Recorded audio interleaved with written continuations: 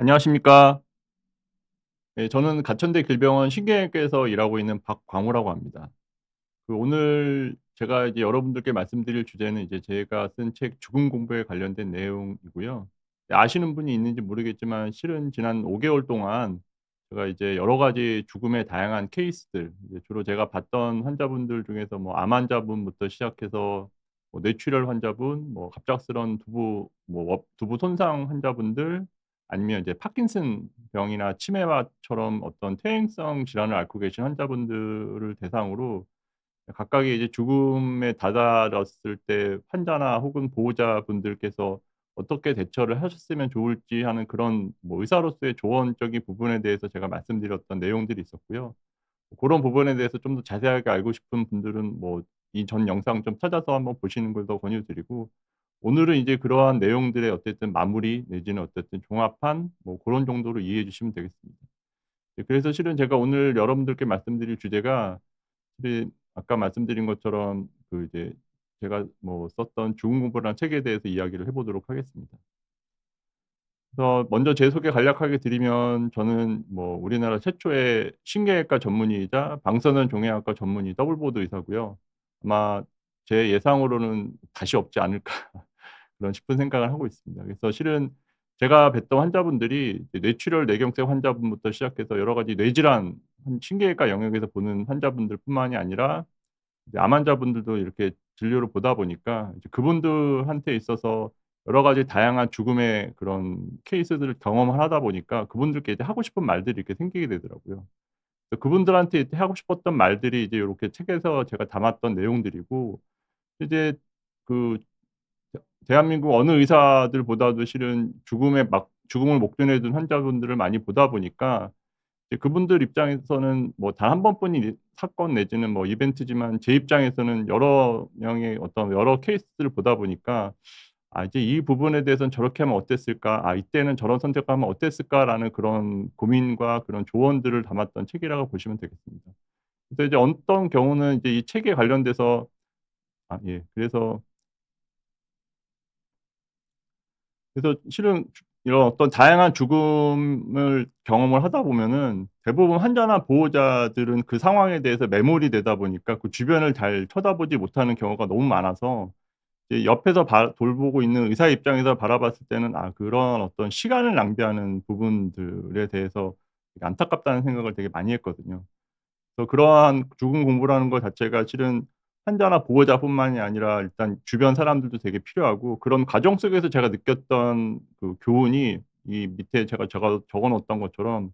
'결국 죽음에도 공부가 필요한 거 아닌가.'라는 거고, 그 죽음 공부라는 거는 제가 이후에 말씀을 드린 내용이긴 하겠지만 결국 병에 대한 이해, 그리고 그 병에 대한 이해를 통해서 내가 앞으로 어떻게 치료 전략을 세워서 어떻게 내가 대처를 할지에 대한 그런 어떤 팩트에 대한 이야기거든요. 제가 앞서 잠깐 언급해 드렸던 것처럼 실은 죽음에도 공부가 필요하다는 게 비단 환자뿐만이 아니라 보호자한테도 해당됐다는 이야기를 하고 싶었거든요. 그래서 뭐 죽음 공부라는 게 뭐 엄밀하게 얘기하면은 그냥 단순히 웰다잉에 관련된 그런 내용이라고도 할 수 있겠지만, 그런 웰다잉이라는 것이 비단 환자뿐만이 아니라 보호자한테도 중요한 이유 중에 하나가, 저는 이제 의사다 보니까는 환자는 결국 뭐 웰다잉이 됐든 뭐 배드다잉이 됐든 그런 식으로 해서 죽고 나면은 환자는 죽지만 결국 의사인 입장에서는 옆에 있는 보호자들이 보이고 그렇게 관찰이 되거든요. 그래서 실은 오랜 간호 기간을 통해서 아무리 지쳐 있는 보호자라고 하더라도 환자가 죽고 나면은 결국 '내가 좀 더 잘해 주지 못할 걸.'라는 그런 거에 대한 후회와 미련, 아쉬움과 어떤 미안함 같은 게 남지, '아, 정말 잘 죽었다. 내가 그 사람 때문에 없어서 정말 속 시원하다.'라고 얘기하는 분들은 단 한 분도 못 봤거든요. 제가 이 말을 드리는 이유는 결국 제가 이야기하는 웰다잉이라는 거는 환자 개인의 뿐만이 아니라 보호자한테도 해당이 되는 것이고, 그러다 보니까는 제가 여기서 책에도 썼던 내용처럼 웰다잉이라는 게 결국 작별 인사를 잘하는 과정이다. 그런 작별 인사라는 거는 정말 뭐 "내 아들로 살아줘서 고맙다." 혹은 "내 아버지로 살아줘서 고맙다."라는 그런 과정 속에서 서로 간의 후회와 연민을 안 남게 하는 어떤 작별 인사의 과정이 결국 웰다잉이고, 그런 웰다잉을 통해서 뭐 서로 간의 작별 인사를 잘하기 위해서라면은 결국 이런 죽음 공부라는 그런 과정이 필요하지 않겠나. 그런 죽음 공부라는 거는 결국 어쨌든 내가 그런 병을 앓고 있는 그런 과정 속에서 환자가 혹은 보호자가 그런 과정을 서로 간에 공유하면서 같이 이제 그 '치료적 전략을 꾸며 나가는 게 무엇보다 중요한 과정이지 않나.'라는 그런 생각을 하게 되었습니다. 그러다 보니까 이제 여기저기 저의 어떤 이런 이야기에 대해서 공감을 많이 해 주시는 분들이 생기셔서 이제 가장 여기저기 인터뷰를 많이 가다 보면은 "네가 당신이 그렇게 그 사망 선언을 그렇게 많이 했는데 그럼 그 와중에" 가장 이런 질문을 제일 많이 받았거든요. "그러면 죽음을 앞둔 사람들이 제일 많이 하는 말은 뭐냐?" 이게 실은 저는 이러한 질문을 들었을 때 좀 속된 말로 좀 어이가 없었던 이유 중에 하나가, 이게 어떻게 보면 영화나 미디어에서 만들어낸 허구에 불과한데, 이게 지금 신세계에 나오는 주인공이 이제 자기 부하한테 유언을 남기는 장면이잖아요. 이런 것처럼 자기 가족들이 이렇게 돌보는 그런 환경에서 편안하게 유언을 남기면서 죽는 경우는 거의 없더라. 제가 봤던 죽음의 그런 과정은 결국 이 마무리는 이렇게 보시는 것처럼 뭐 의식 없이 중환자실에 누워서 혈압이 떨어지거나 아니면 혹은 뭐 숨을 잘 못 쉬는 상태에서 온갖 의료 기계들로 둘러싸여 있는 어색한 어떤 그 중환자실 안에서 이렇게 죽어가는 그런 환경, 내지는 그 상황 안에서 사망 임종 선언을 당하는 그런 과정에 있는 환자들만 떠올렸지, 앞서 보여 드린 것처럼 그렇게 우아하게 보호자들한테 유언을 남기면서 죽는, 이거 어떻게 보면 미디어가 만들어낸 환상이라고 생각을 하는데, 대부분 임종을 많이 맞이했으니까 이제 '그 사람들이 제일 마지막에 하고 싶었던 말이 무엇일까?'라는 부분에 대한 궁금증이었겠지만, 실제적으로는 이렇게 자기의 어떤 유언을 남기고 죽는 경우는 극히 드물더라.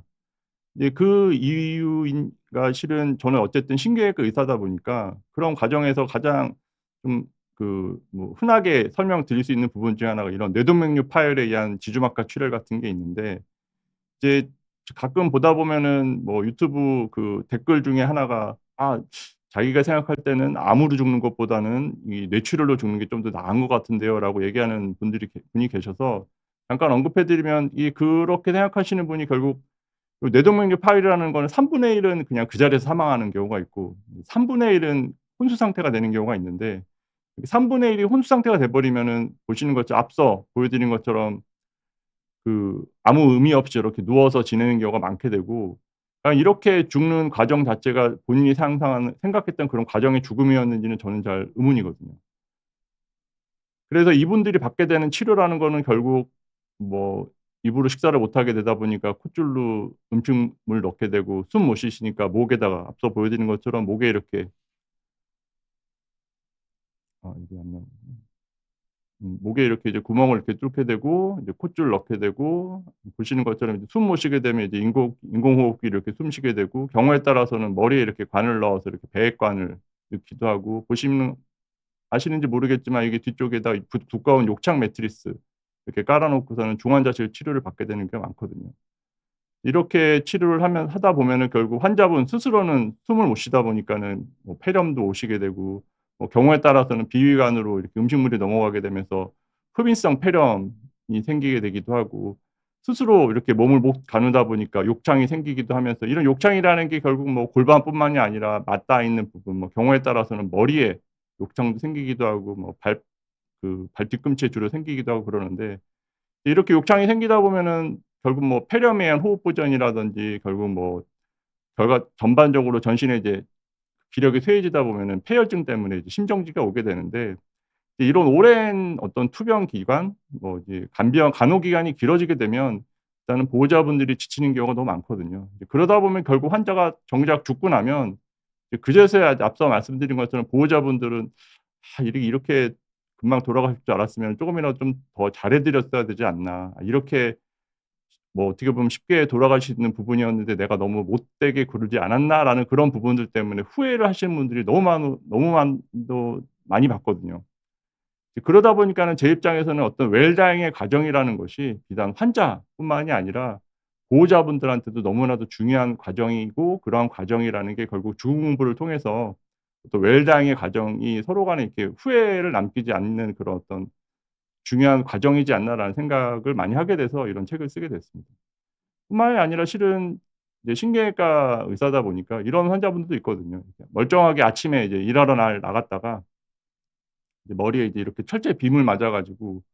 안에 이제 뇌출혈이 이렇게 생기셨던 분이시거든요. 그럼 이제 이분 같은 경우는 어쨌든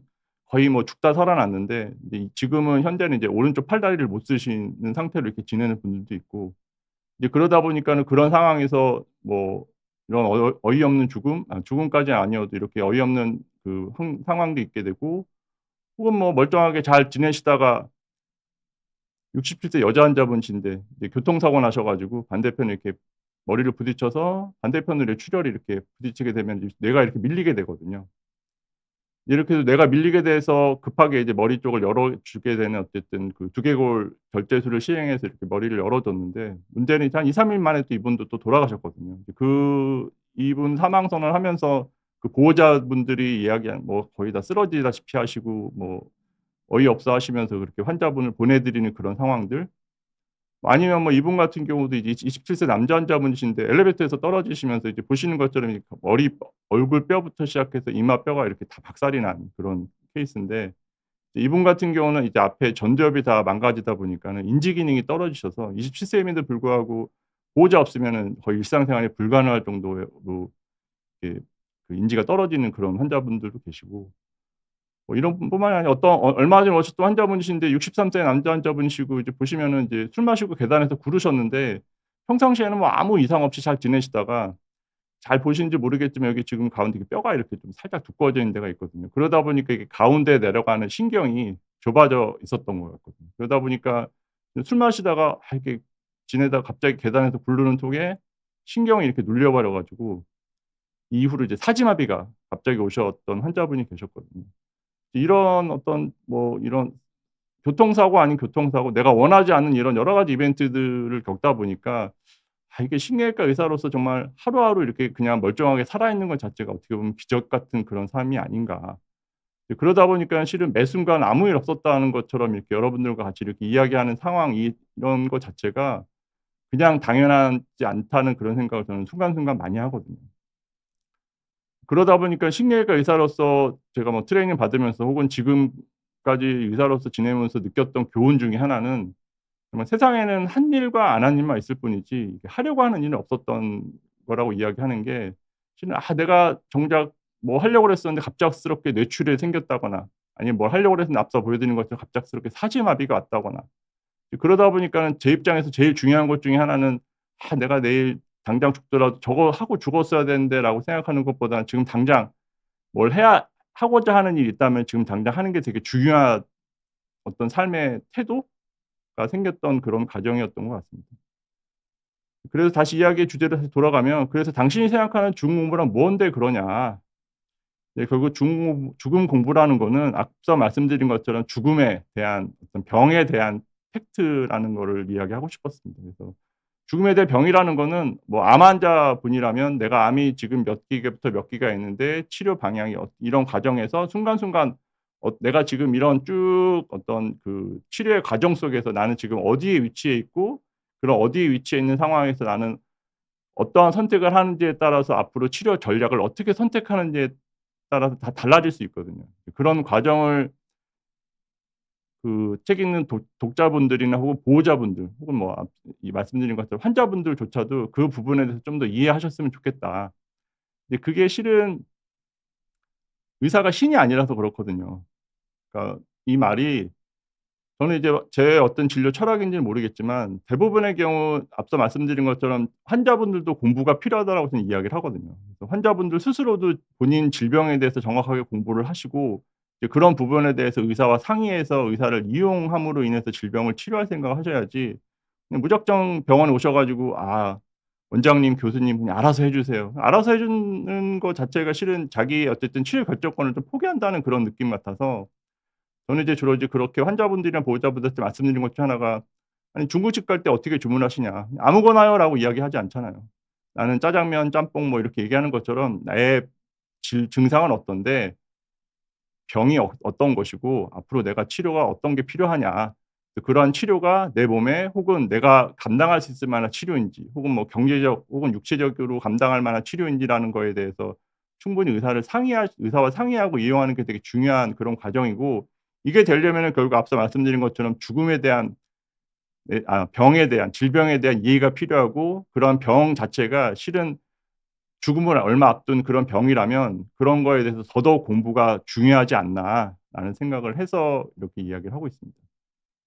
이게 중요한 이유가 앞서 말씀드린 것처럼 의사가 신이 아니라고 이야기하는 것 중에 하나가 이게 얼마 전에 왔던 63세 여자 환자분이신데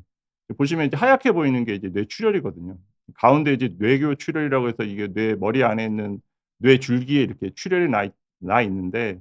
앞서 그 뇌질환 환자에 대한 강의를 보셨던 분이라면 아시겠지만 실은 이 뇌출혈이 생기는 순간은 이 하얀색 부분은 이미 뇌는 다 죽어 있는 상태거든요. 네, 그러다 보니까 실은 이거 다른 뷰로 보게 되는데 요 가운데 요렇게 보이는 게 뇌출혈이 생겼던 부분인 거고 이렇게 피가 생기게 되면은 결국 이 피를 갖다가 제거를 하는 이게 가운데 앞쪽에 있는 부분이다 보니까 이거는 제거를 못하는 그런 부분인 거고 이 결국 저희가 신경외과에서 하는 치료는 이 하얀색으로 보이는 뇌출혈을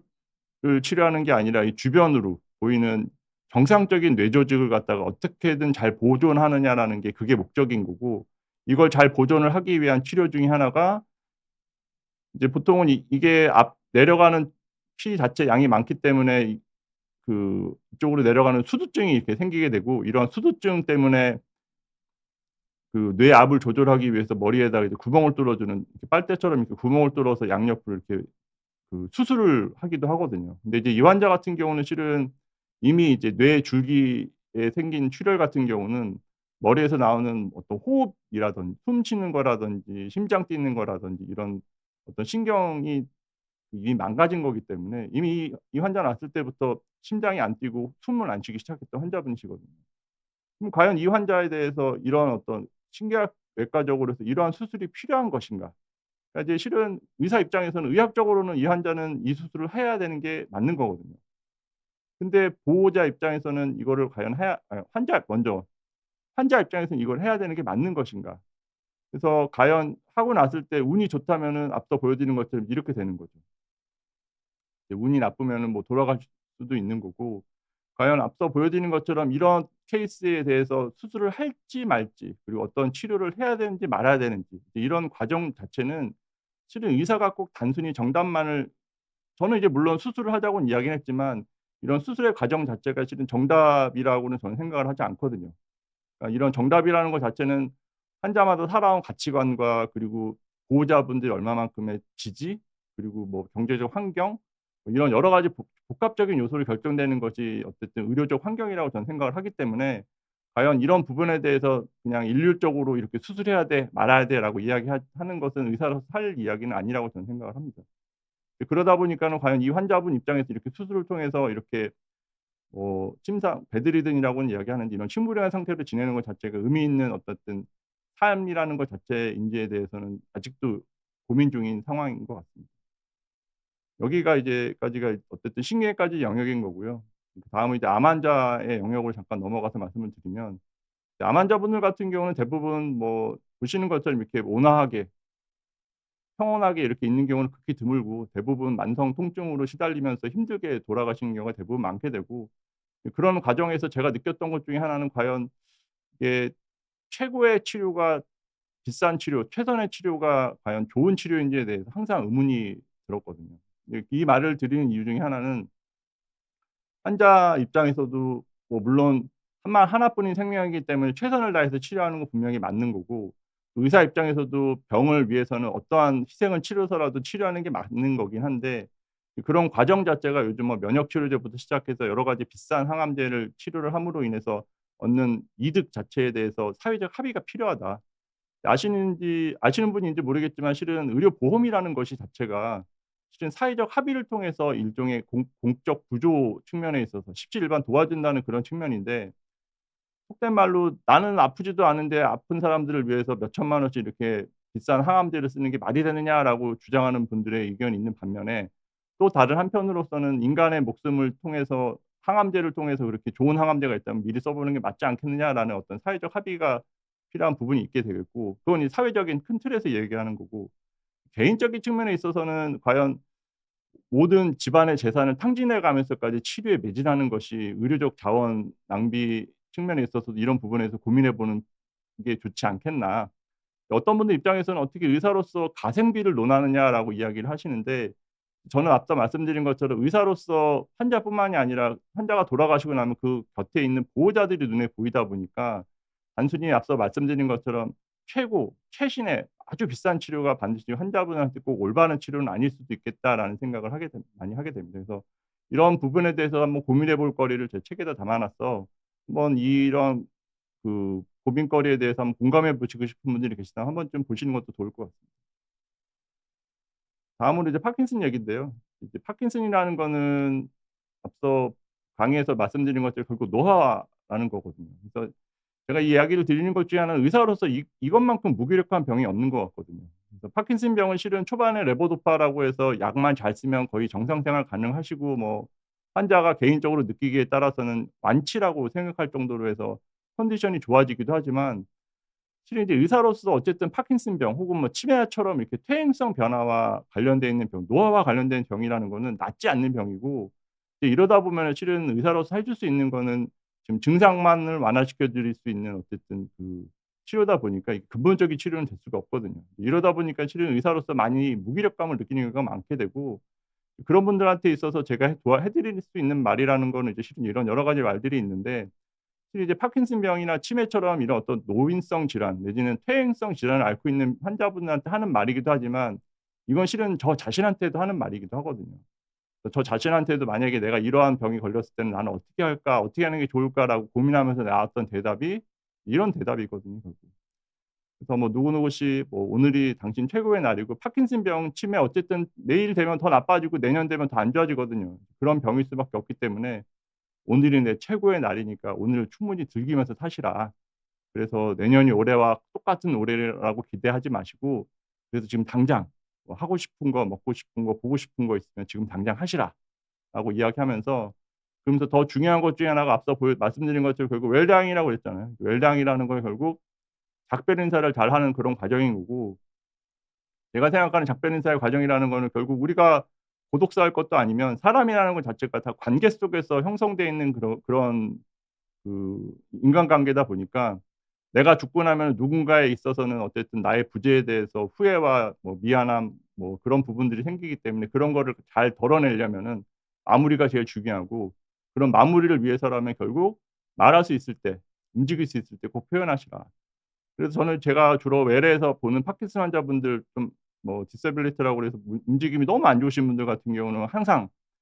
그분들 같은 경우에 거의 나중 되면 목소리도 안 나오시고 손도 제대로 잘 못 움직이시고 그러는 분들이 많기 때문에 항상 그분들한테 말씀드리는 게 말하실 수 있을 때 꼭 보호자분한테 고맙다고 이야기하시라. 그리고 움직일 수 있을 때 꼭 한번 안아 주시라. 꼭 이야기를 하거든요. 반대로 파킨슨 환자 보호 보 지 보시는 뭐 치매 환자 보시는 보호자분들한테 드리는 말은 그분들한테 결국 하고 싶은 말은 이거 자체가 어떻게 당장 안 되기 때문에 꼭 지치지 마시라. 꼭 병을 좀 길게 보시고 병의 예후와 경과에 대해서 충분하게 이해하고 준비해서 나중 되면 이제 환자분이 이제 안 좋아졌을 때 떠났을 때 '아 내가 그때 힘들게 해서 내가 좀 더 안 좋게 했기 때문에 이분이 더 안 좋아지지 않았을까.'라는 그런 자책을 하지 않으셨으면 해서 그렇거든요. 그래서 결국 그분들한테 드리는 말이 병을 충분하게 이해해서 공부하셔서 이런 부분에 대해서 그런 환자분들과 지내는 그 어떤 그 과정 자체를 좀 즐기셨으면 어쨌든 뭐 즐긴다는 게 표현이 좀 그렇긴 한데 좀 관조와 여유를 가지시면서 그런 부분에 대해서 나중에 떠나보냈을 때 결국 후회를 남기지 않으셨으면 한다. 그래서 말씀드린 것처럼 결국 이 파킨슨병 자체가 당장 어떻게 안 되는 거기 때문에 좀 더 이렇게 여유 있게 퇴행성 변화에 관련해서 좀 즐기면서 좀 간호를 하셨으면 좋겠다라는 어떤 위로의 말을 드리고 있습니다. 그래서 이런 말 자체는 결국 퇴행성 변화를 퇴행성 질환을 보는 의사 입장에서 무기력한 의사 입장에서 변명일 수는 있겠지만 저 자신에게도 하는 말 중에 하나거든요. 이제 여기까지가 일반적인 저의 이야기들이었고 이제 여기서까지 어떻게 보셨는지 모르겠지만 저의 인생 자체가 실은 뭐 그렇게 평탄한 인생은 아니었거든요. 뭐 이렇게 뭐 그렇게 넉넉하지 않은 집에서 흙수저로 태어나서 제 나름대로 힘들게 살아왔던 그런 부분에 대해서 제 나름대로 인생을 좀 반추를 하다 보면은 실은 저는 저 아니면 안 되는 환자를 보고 싶어서 신경외과 지원을 했고 신경외과 이후로 군의관 생활하면서 '아 나는 방사선 종양학과를 한번 해 보고 싶다.' 해서 어쨌든 방사선 종양학과를 지원했다가 떨어져서 그래서 지금 뭐 포천에 있는 포천우리병원이라고 거기에 있는 신경외과 과장 노릇을 하면서 거기서 한 1년 정도 있다가 '아 이게 그래도 한번 해 봤으면 좋겠다.' 싶어서 방사선 종양학과를 결국 다시 지원을 해서 방사선 종양학과 원주 세브란스에서 그렇게 해서 지원을 해서 거기서 4 년을 해야 되는데 한 2년 차 정도 되니까는 이게 결국 제가 생각했던 방사선 종양학과는 저는 원래 들어갔던 것 중에 하나가 뇌종양을 방사선으로 없앨 수 있을 줄 알았는데 들어가서 봤더니 이거는 방사선은 방사선의 역할이 따로 있고 수술은 수술의 역할이 따로 있어서 결국 다른 학문인데 '내가 너무 욕심을 많이 부렸구나.' 그래서 그럼에도 불구하고 어쨌든 그걸 2 년차 때 느꼈지만 중간에 때려칠 수는 없어서 그래서 그냥 꾸역꾸역 그렇게 해서 한 4년 넘게 그렇게 트레이닝을 받고 나서 이제 드디어 더블 보드가 우리나라 시초에 됐는데 더블 보드가 되면 그래도 '나 어디 가서 좀 일할 수 있을 줄 알았더니 결국 갈 병원이 없어 가지고 찾아주는 병원이 없어서 아시는지 모르겠지만 이제 오산 성모의원이라고 오산에 있는 오색 시장이 있는데 그 시장 옆에 있는 시장 상인들을 상대로 1차 의원하면서 이제 통증 주사 놓으면서 그렇게 지냈었거든요. 그렇게 지내다가 이건 좀 안 되겠다 싶어서 그래서 서울대에서 다시 펠로우하고 1년 반 거기서 펠로우하다가 이제 지금의 그 가천대 길병원에서 이제 일을 하게 됐는데 근데 이런 과정을 통해서 제가 느꼈던 것 중에 하나는 지금의 이 자리까지 오기까지 제가 막 여기만을 보고 달려왔었더라면은 그 상황, 순간순간 '얼마나 힘들었을까.'라는 생각을 되게 많이 하거든요. 그러니까 이제 그 말인즉슨 실은 저는 그 순간순간 제가 느꼈던 것 중에 하나는 지금의 이 과정을 저는 즐기려고 되게 노력을 많이 했고 그런 과정 속에서 저는 제 인생을 보시면 아시겠지만 저는 지금 당장 내가 하고 싶었던 일을 했던 게 되게 컸던 것 같거든요. 그러다 보니까는 그 하고 싶었던 일 자체가 저 산만을 바라보기 위해서 막 끊임없이 질주하면서 바라봤던 그런 삶이 아니라 그냥 올라가면서도 이렇게도 보고 저렇게도 보고 순간순간 많이 즐기려고 노력을 많이 했던 것 같습니다. 그래서 이런 저의 그 삶의 태도가 됐던 영화를 약간 설명을 드리면 이 어바웃 타임이라는 영화인데 아시는 분이 있는지 모르겠지만 이 영화 자체가 원래 이 주인공이 이 옷장 안에서 눈 감고 이렇게 들어가 있으면은 과거로 시간을 다시 되돌아간다는 시간 여행이거든요. 그래서 시간 여행을 이렇게 하게 되는데 이런 시간 여행 자체가 이제 아버지랑 같이 이제 둘이서 이제 눈 감고 이렇게 있으면은 과거로 돌아가서 자기가 원하는 이제 어렸을 때로 돌아가서 아버지랑 같이 이제 시간을 보내는 그런 과정인데 여기서 보면 실은 이 아버지가 맨 마지막으로 이제 돌아가시면서 이 아들한테 주는 교훈 중에 하나가 이런 거거든요. 이게 "네가 진짜 힘들었던 하루를 다시 살아 봐라." 이거 오늘 너무 힘든 날이었는데 이게 가야 되나 말아야 되나 이런 와중에 이제 아버지가 이제 "그래요. 그러면 당신 얘기했으니까 내가 한번 가 봅시다."라고 해 가지고서 이제 눈 감고 이제 과거로 돌아가서 이제 "한번 해 보자."라고 해서 갔거든요. 그랬더니 이제 자기가 힘들었다고 생각했던 그 하루가 실은 그 하루하루 그 사이사이에 너무 아름다웠던 그 순간과 그런 어떤 그 여유 뭐 그런 것들을 깨닫게 되면서 알고 봤더니 앞서 이야기했던 너무 터프한 데이고 너무 힘들었던 하루가 지금 보니까는 '사실 되게 좋은 편이었다.'라고 이야기하면서 깨닫게 되면서 결국 이 주인공이 했던 말 중에 하나는 '이제는 더 이상 시간 여행을 하지 않는다.' 왜냐? 그냥 오늘 하루가 마치 시간 여행을 한 것처럼 이렇게 살기 때문에 더 이상 시간 여행을 하지 않는다고 이야기를 하거든요. 그러다 보니까는 제 입장에서도 제가 하고 있는 주공부라는 거는 이 그 팀 레이크라는 이 주인공이 하는 것처럼 그런 주공부를 하고 있다고 생각을 하거든요. 그래서 저는 원래 잠자는 거 좋아하고 잠자는 거 좋아한다는 거는 자기 전에 되게 오늘 하루 있었던 제일 재밌었던 일, 제일 즐거운 일 상상을 되게 많이 하거든요. 그러면서 잠이 안 오면은 그 상황에서도 '내일 뭘 할까?' 고민하면서 내지는 뭐 헛된 상상과 뭐 망상까지 같은 것도 많이 하면서 이것저것 즐거운 상상을 내가 마치 시간 여행자가 된 것처럼 이런저런 상상하면서 많이 지내려고 노력했던 것 같습니다. 그래서 그 순간순간마다 뭐 뭐 벚꽃 보신 분 있겠지만 뭐 이건 좀 사진이 안 나와서 그러는데 벚꽃도 많이 찍으면서 좀 보기도 하고 아 저희 집인데 이 집 거실 풍경 잠깐 찍어 놨던 거고요. 이제 제가 이걸 찍었던 이유 중에 일상의 풍경이거든요. 뭐 TV도 없고 뭐 소파도 없는데 이제 실은 저는 뭐 와이프가 동의하는지는 모르겠지만 저는 개인적으로 저는 제 인생 자체를 여행 온 듯이 산다고 생각을 하거든요. 우리 여행 갈 때 짐 많이 챙기지 않지 않습니까? 저는 내가 죽더라도 뭐 유품 정리한다는 그런 마음으로 제 짐을 최소화해서 주변에 흔적을 남기지 않으려고 노력을 많이 하는데 그런 과정 속에서 생겼던 저의 집의 그 풍경 좀 와이프 같은 경우는 뭐 이것저것 두는 걸 싫어해서 그런 것도 있고 실은 이제 제 입장에서는 뭐 제 또 다른 취미 중에 하나가 이제 당근으로 물건 팔아내는 게 취미인데 그 이유 중에 하나가 집에 안에서 뭐 한 2-3 개월 정도 안 쓰는 물건이 있으면은 바로바로 팔고 실은 이제 '언젠가 쓰겠지.'라고 해서 두는 물건은 언젠가 안 쓰고 지금처럼 물건이 많이 넘쳐나는 세상에서는 굳이 물건에 대해서 집착하지 않는 것이 어쨌든 그 삶을 갖다가 좀 더 이렇게 이거 여기랑 좀 어울리는 말인지 모르겠지만 그랬던 게 있고, 그 와중에 제가 제일 중요하게 생각했던 것 중에 하나가, 보시는지 모르겠죠. 옆에 이게 디지털 액자를 걸어 놨거든요. 이 디지털 액자를 통해서 이제 이전에 저의 기억을 보정하기 위해서 '아 그때 참 이런 식으로 해서 좋은 일이 있었지.'라고 하면서 혼자서 이제 하는데, 그러다 보니까 저한테는 사진이 너무나도 중요하고, 이런 기억을 갖다가 보존하기 위한 사진을 갖다가 수시로 틀어 놓으면서 그때처럼 시간 여행을 하는 것처럼 리마인드 하면서 같이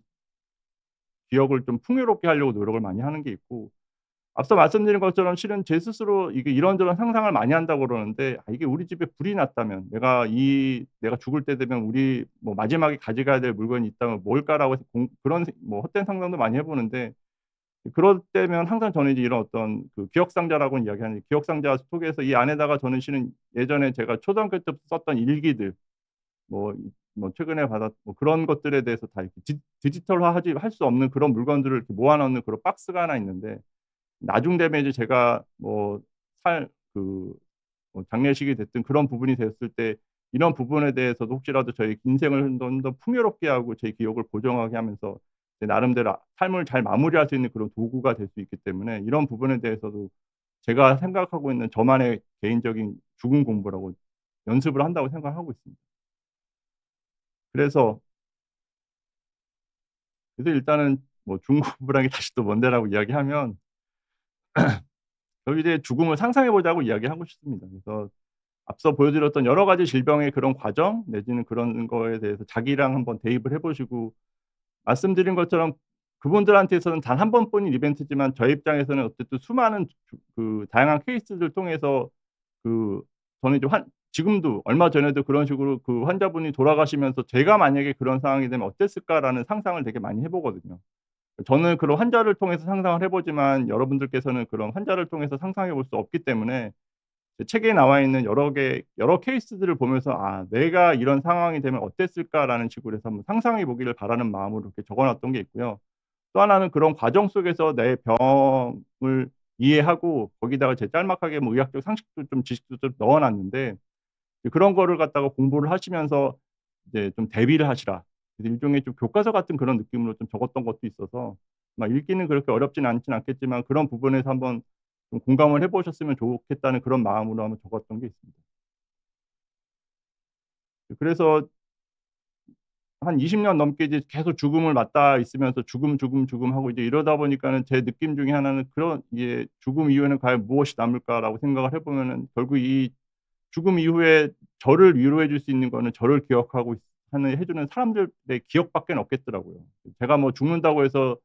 돈을 가져갈 수 있는 것도 아니고, 뭐 저의 어떤 타이틀이나 명예를 가져갈 수 있는 것도 아니고, 단순히 그냥 저를 생각해 줄 수 있는 그 사람들의 기억밖에는 저를 위로해 줄 수 있지 않을까라는 그런 생각에 다다르다 보면, 결국 이제 죽음을 생각하다 보면 제가 느끼는 것 중에 하나는, 굳이 이렇게 힘들게 남을 갖다가 억제하면서 더 잘 나가게 하고 더 뭐 멋있게 하고 그러고 싶은 생각이 별로 없게 되고, 그러다 보면은 최종적으로 미치게 되는 생각은 단순히 그냥 '아 나는 그 누군가에게 있어서 좋은 아빠, 이제 누군가에 있어서는 따라하고 싶은 선배', 이런 식으로 해서 좀 좋은 기억만을 남기게 되려고 노력하게 되다 보면은, 결국 지금 이 제 행동 양태라든지 양식 자체가 좀 더 너그럽고 좀 여유로운 사람이 되지 않나라는 그런 생각을 하게 되는 것 같습니다.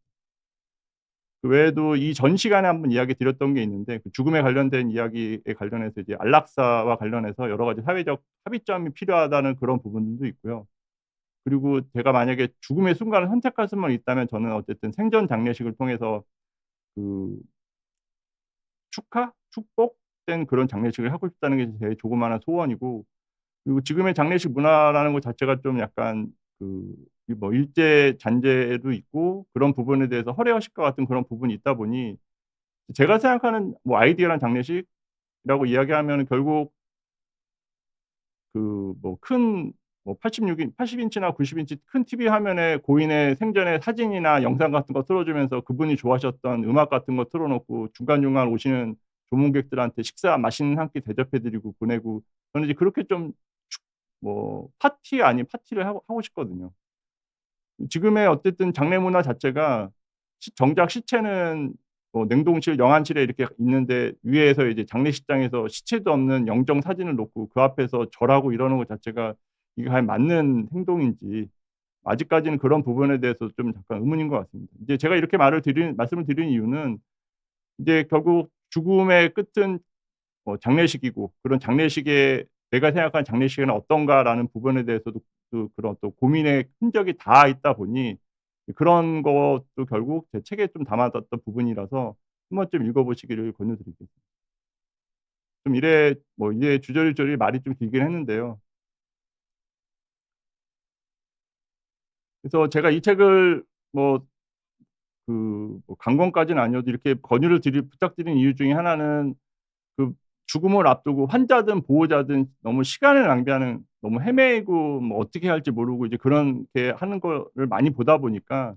그분들한테 있어서 조금이나마 도움이 되고 싶어서 이렇게 책을 남겼던 게 있고, 항상 이 책을 보시면 뭐 제 오토도 많이 나와 있기도 하고 그러지만 항상 그분들한테 했던 말들에 대한 이야기들을 적어 놨던 거고요. 마지막으로 드리고 싶은 말은 실은 저의 이야기가 꼭 정답이라고는 생각하지 않습니다. 그래서 저도 의사라는 직업 자체가 어디까지나 그 환자를 상대로 그 치료 도와드리는 그런 관점에서 봤을 때 단순히 이러한 의견도 있고 이러한 부분에 대해서 좀 다른 가치관을 가지고 있는 사람도 있을 수도 있겠구나라는 생각으로 좀 너그러운 마음으로 좀 봐 주셨으면 합니다. 제 얘기는 여기까지고요. 혹시 뭐지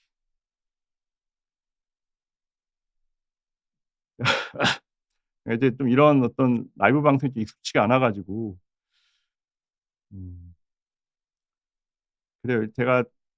질문에 대해서는 좀 받기가 좀 어려울 것 같습니다. 혹시라도 다음번에도 이렇게 또 좋은 자리가 있으면 또 이야기할 수 있었으면 좋겠고요. 참 마지막으로 제가 드리고 싶었던 말은 실은 이제 저의 어쨌든 개인적인 경험과 느낌의 개인적인 경험과 그 생각에 대해서 이렇게 많은 사람들이 공감해 주시고 그런 부분에 대해서 또 같이 이야기해 줄 수 있게 만들어 준 어쨌든 흐름 출판사 너무 감사드리고요. 그리고 또 이렇게 그 책의 내용을 스스럼 없이 이야기해 줄 수 있는 그런 비욘디 이 관계자분들한테 너무 감사드립니다. 그래서 지난 5 개월 동안 너무 좀 힘들었지만 너무 즐겁게 잘했던 것 같습니다. 너무 감사드립니다. 고맙습니다.